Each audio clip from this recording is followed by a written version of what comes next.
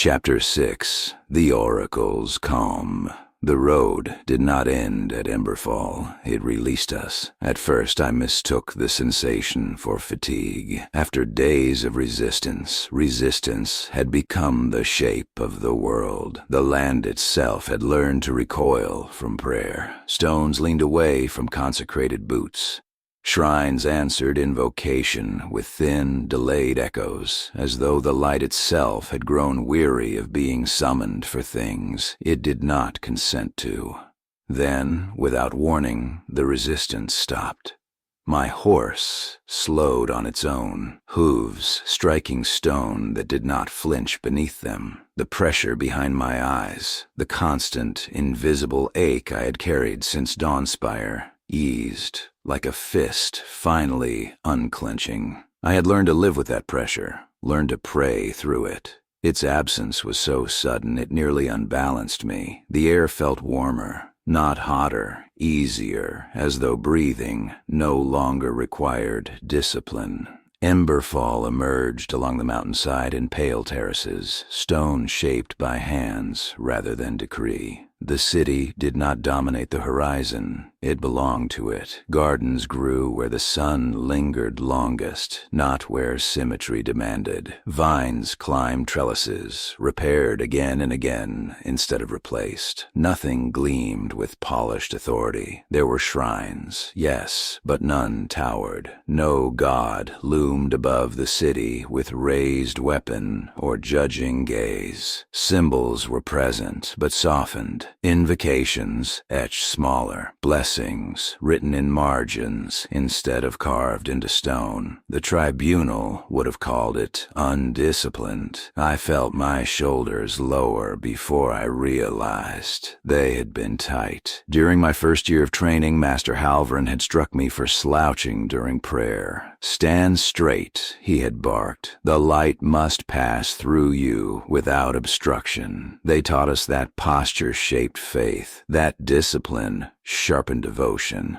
that doubt was a flaw to be corrected early before it could fester into disobedience. We knelt until our legs trembled, recited oaths until our voices broke, learned to associate certainty with virtue and hesitation with sin.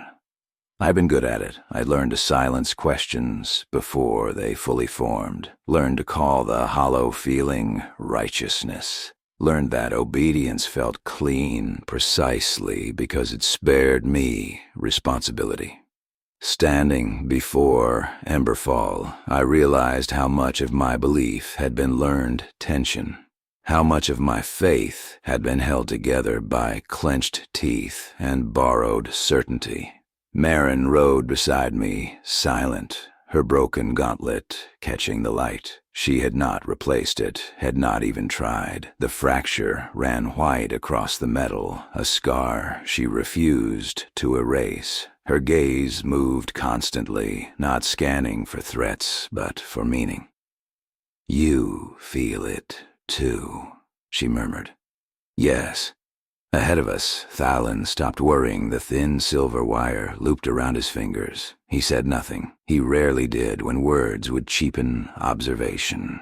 And then Lisa was there. She had not waited behind gates or guards. She stood in the road as if she had always belonged there, flame-red hair loose, ember freckles bright against wind-flushed skin. Her magic hovered around her like breath on cold air. Visible only if you knew how to look.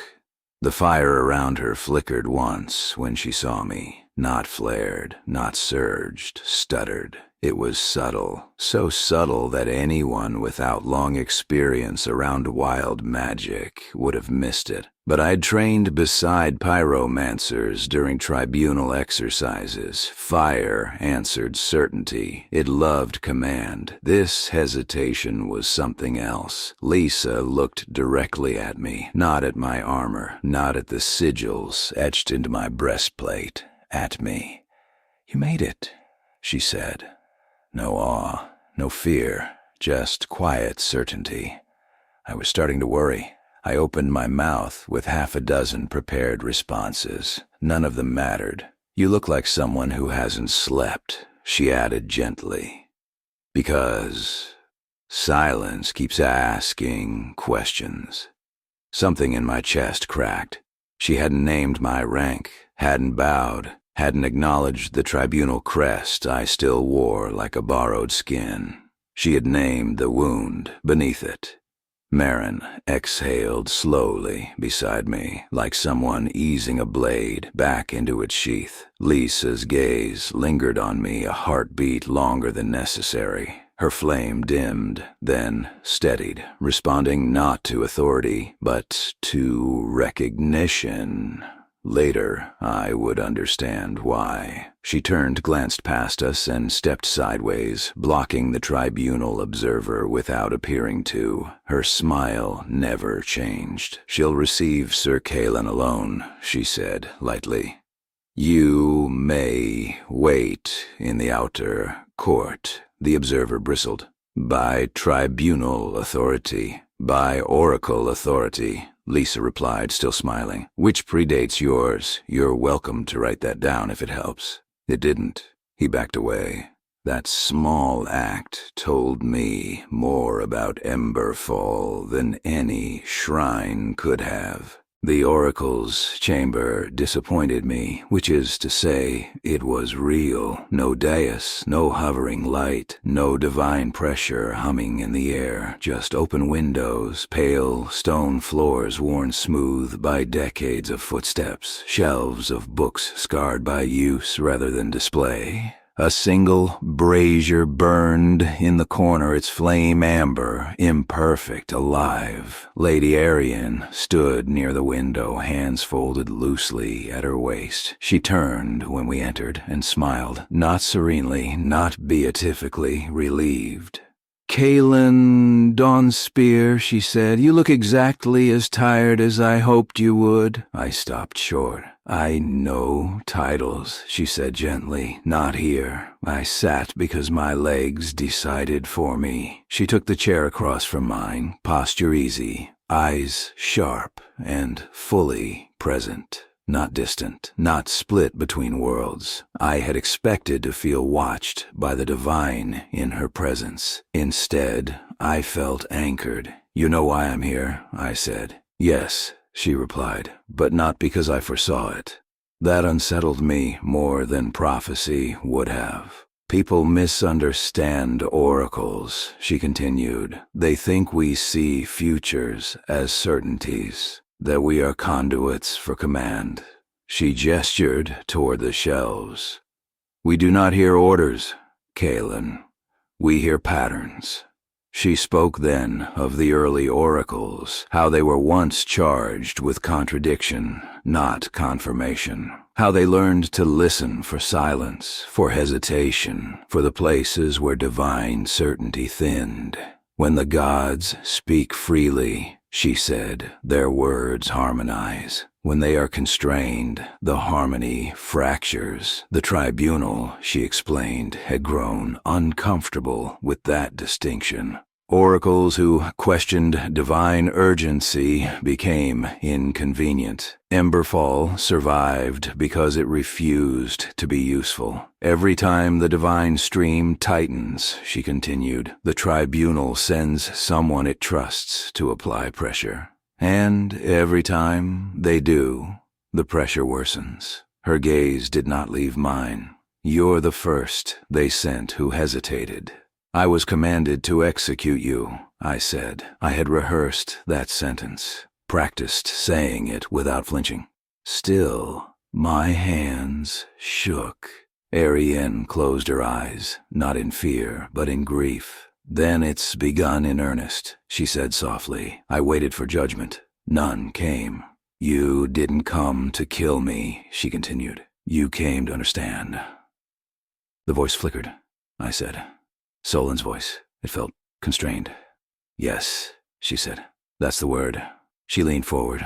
"Your God did not speak freely. No echo, no vision, no thunder, just truth." Something inside me unlocked.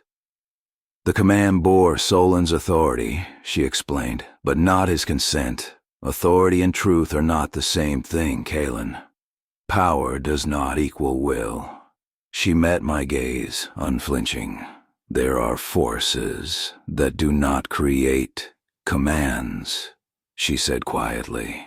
They shape them, narrow them, squeeze until only obedience remains. For the first time, I wondered if the gods themselves could feel pain.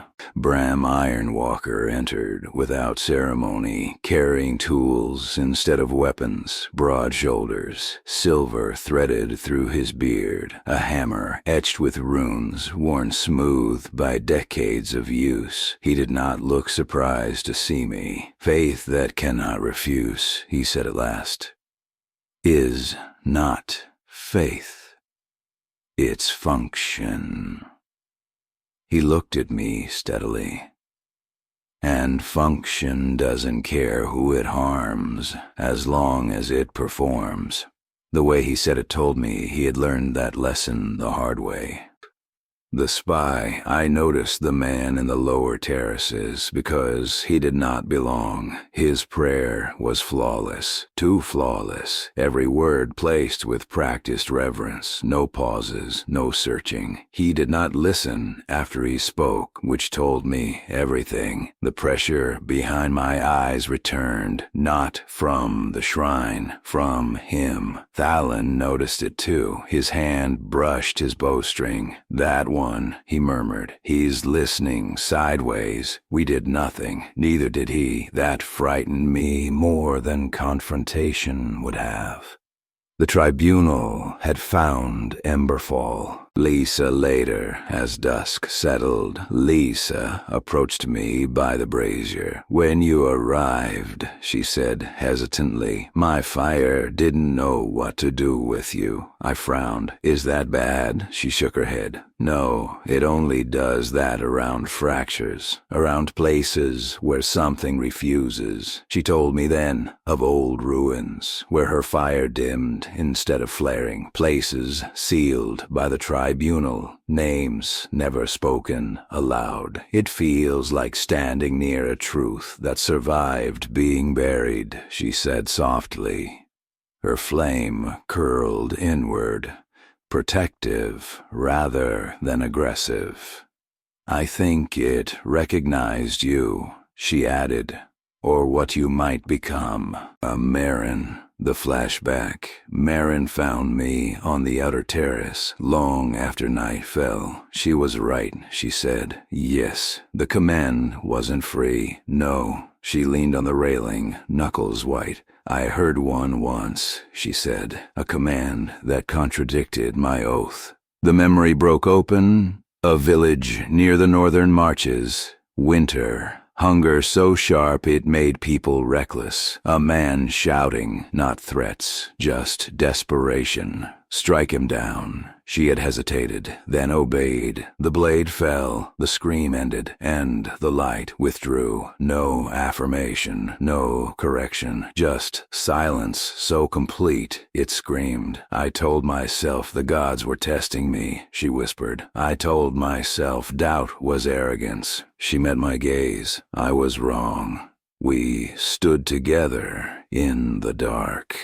"If the tribunal comes for you," she said, "I will stand with you, even against Solon." She didn't say it. She didn't have to. That night, Emberfall slept peacefully, and for the first time since Dawnspear, I did not dream of commands, only of silence, not empty, waiting, and I understood at last. If the gods could be bound, then paladins were no longer their instruments, they were their witnesses.